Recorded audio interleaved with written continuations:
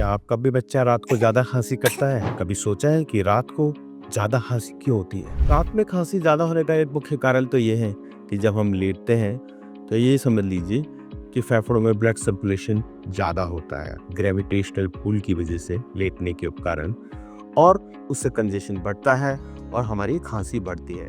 तो अगर बहुत ज़्यादा रात में बच्चा खांस रहा है, स्पाज़्मोडिक कफ है, तो उसको उठा के इंक्लाइंड पोजीशन पर लिटा सकते हैं या थोड़ी देर के लिए बिठाइए और अपने बच्चों को थपथपाइए। लेकिन रिपीटेड नाइट कफ है तो इग्नोर भी मत करिए, अपने पीडियाट्रिशियन से मिलिए।